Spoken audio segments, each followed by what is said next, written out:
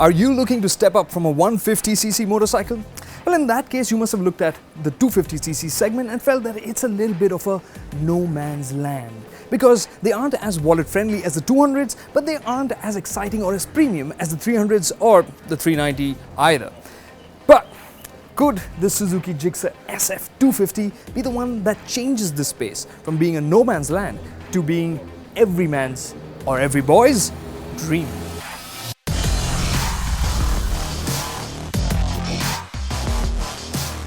Let's go straight to the heart of the matter. The new engine is a 250cc oil-cooled engine. Don't write it off, sign it off just on that basis. Not just yet. I'm going to give you some headlines about it. It's an all-new engine that Suzuki has developed specifically for India. And that oil cooling system, it is so efficient that the block of the engine, the head, do not need fins. It's like a liquid-cooled engine on that front. It's so cool apparently that Suzuki has filed several patents for it. In its space, the SF250 is offering the best power-to-weight ratio. In fact, the only 250 with a better figure on that front is the 250 Duke. But that's not fair, and that would be unfair. But talking about power, this makes 26.5 PS of power, which is the same as Honda CBR250R, which is liquid-cooled. And well, this packs in 6 PS more than the Phaser 25 from Yamaha.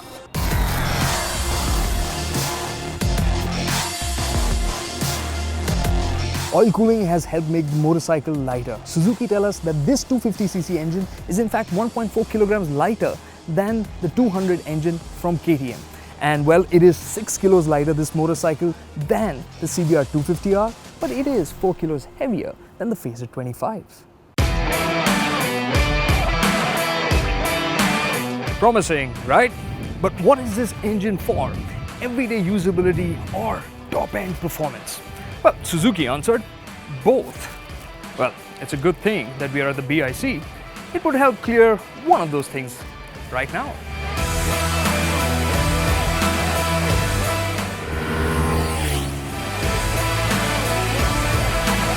So, will this 250cc motorcycle make your tongue hang out, make you drool all over it with excitement, fizzy happiness?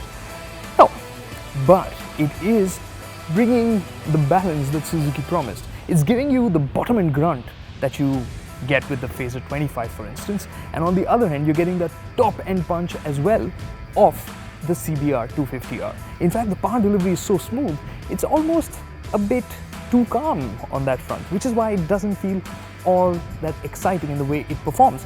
But everything that it's got, the engine feels adequately smooth, the gearbox really slick, so it is coming across as a real mature package.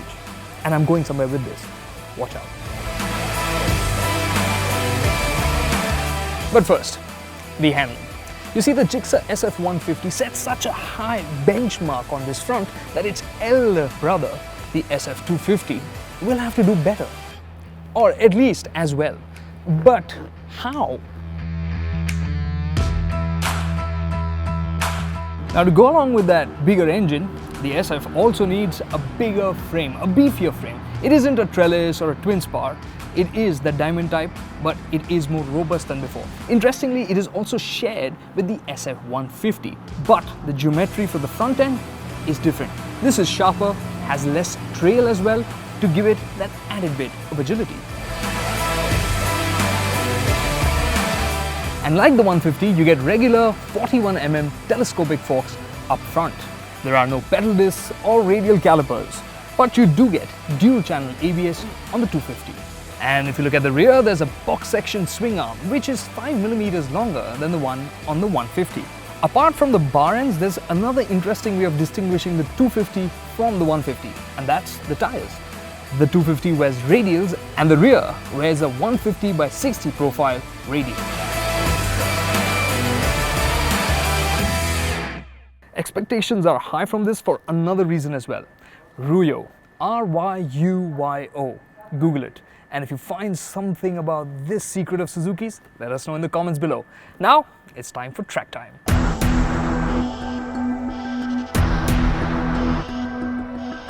It's clear the SF250 has its own personality. It isn't hyper like the SF150, which is just super agile, ever willing to turn into any corner at any speed. And it's a lot of fun that way. The SF250 seems a bit more mature. It seems to be putting a bit more thought into the way it goes into a corner, and the rider needs to adapt. And once you do, you find that it is a confidence-inspiring and smooth motorcycle, especially through long sweeping bends. And of course, along with that bigger powertrain that it has also has the punch to make it that much more exciting. Yes, it could have been sportier and it would have been more fun, but in the real world, more people might enjoy this over a variety of conditions. One thing I did not like though were the brakes. They were a bit inconsistent in terms of the feel and the ABS intervention, which was a bit of a downer, especially braking at the end of the long straights here at the BIC. But nonetheless, it's clear the SF250 is bringing a different flavor to the Suzuki showroom, but now it's time to see whether it's bringing the sensible quotient for daily use.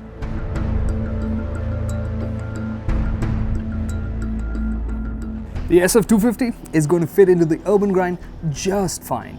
The engine, it's got torque from low RPM, it's smooth, so much so that you can shift up gears early and just cruise along.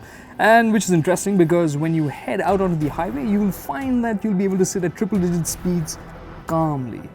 Although that small windscreen, how well does it deflect wind at triple-digit speeds is something we'll have to wait and find out when we get this bike for a test.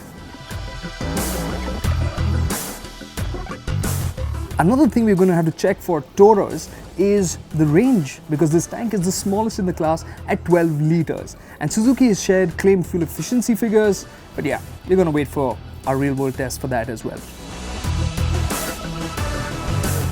And clue number 3 about the attitude of the SF, in the accessories list, Suzuki is offering a charging point here, a 12-volt socket for the SF, and saddlebags as well.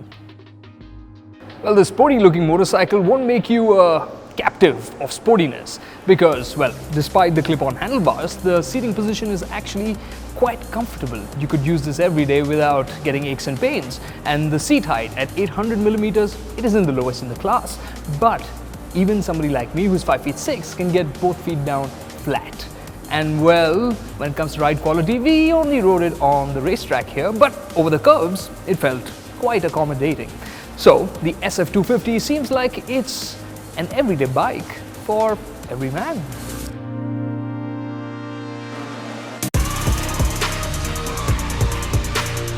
So while we want a motorcycle to be an everyday motorcycle, we are also romantics. We want it to look sporty, and sporty means fully fared.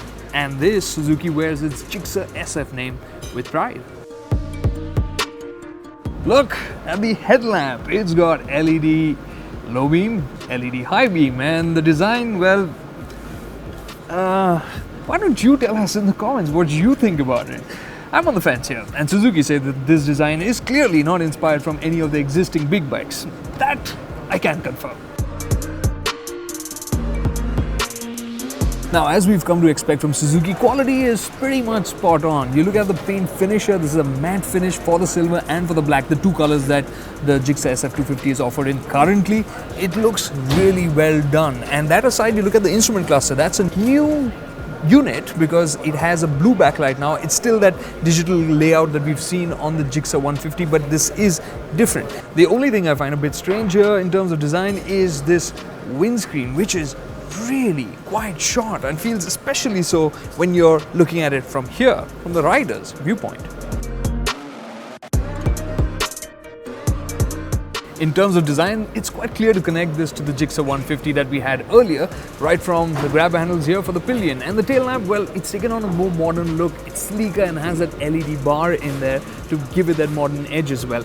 And the Gixxer element quite clearly here is the exhaust with that dual port layout here. But it's looking a little bit bigger, it's looking a little bit more squared out for, well, that more grown-up look here with the 250. But there's one thing that might be a bit of a downer for those looking at the SF250, and that is, it looks pretty much exactly like the SF150. Yeah, for 60,000 bucks more. And right, the price tag. At 1.7 lakh rupees, you might think that this is charging a bit of a premium. But when you look in, you'll find that Suzuki is delivering value, like the radial tires, the bigger disc brakes, and the instrument cluster, the new engine, right? But coming down to the motorcycle, where does this fit in? Well, it's clearly, I gave you the hints, It's giving you a different attitude, a different natured motorcycle in the Suzuki portfolio. The SF150 is that really brash youngster. This is the more mature package. It's still a very capable, fun and exciting package, but is bringing that added sense of maturity. And with that, what you're getting is a motorcycle that might not fit in perfectly as a sports bike, but as a sports tourer, for a lot of people, this will tick all the right boxes.